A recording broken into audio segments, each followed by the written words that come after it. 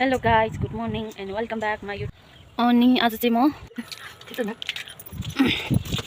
हँसिया बोकेर लाग्यो है गाइजहरू। यसरी होइन, म चाहिँ आज चाहिँ टक्कसँगले सुँगुरलाई चारो खन्न जाँदैछु। के कस्तो हुन्छ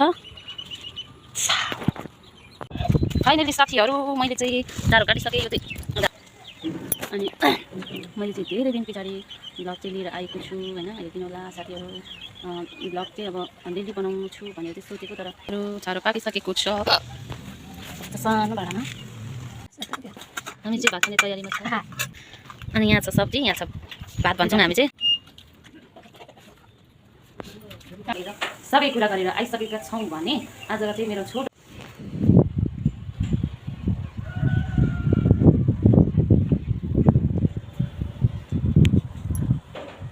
hello guys, good morning and welcome back my YouTube channel. स्वागत छ तपाईँहरूलाई मेरो नयाँ भिडियोमा अनि नयाँ दिनमा होइन। अनि आज चाहिँ मैले भिडियोमा के लिएर आएको छु भन्दाखेरि पक्कै पनि तपाईँहरूले भिडियोको अगाडिको थम्बनेल हेरेर जानी सक्नुभयो होला, त्यही हो। अनि आज चाहिँ म धेरै दिन पछाडि चाहिँ भिडियो लिएर आइसकेको छु।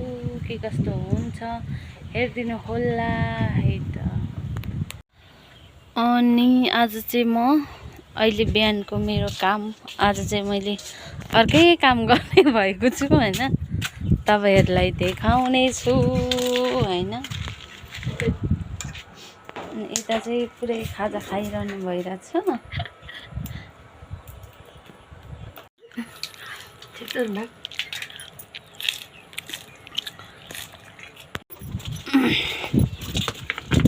हँसिया बोकेर लाग्यो है गाइजहरू। यस्तरी होइन, म चाहिँ आज चाहिँ टक्कसँगले सुँगुरलाई चारो खन्न जाँदैछु। के कस्तो हुन्छ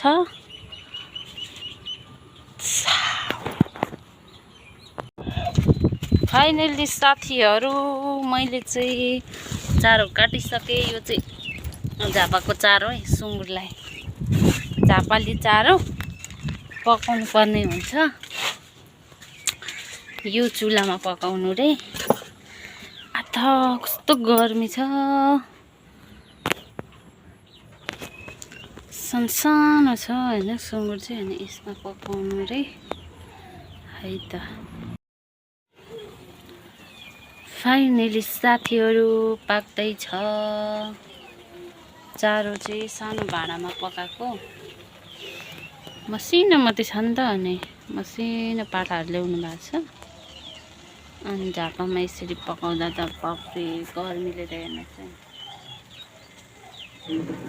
अनि मैले चाहिँ धेरै दिन पछाडि ब्लग चाहिँ लिएर आएको छु होइन। हेरिदिनु होला साथीहरू।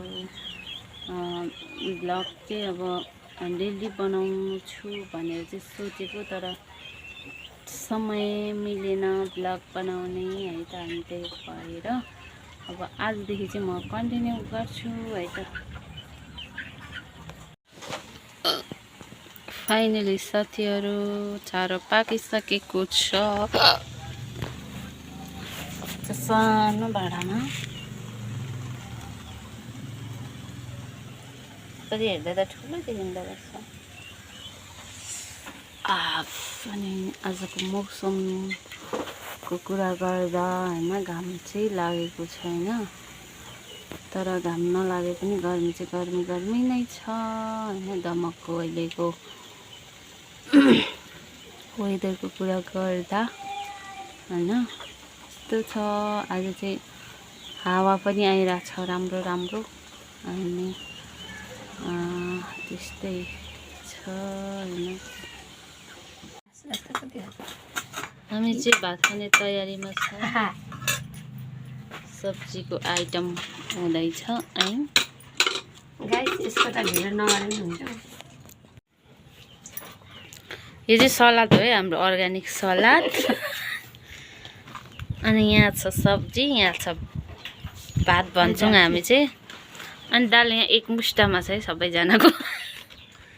3 जनाको लागि हो, खाइयो ल। हेलो गाइस,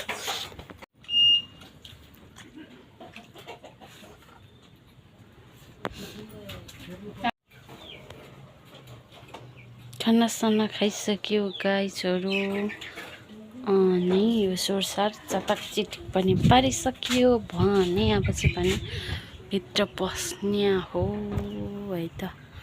चारोहरू पनि दिइसकिएको छ। ल आउनु ल, म भित्र पस्दैछु।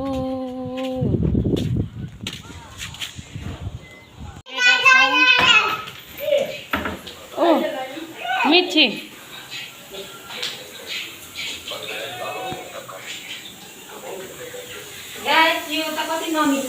Guys eating गरिसक्नुभयो?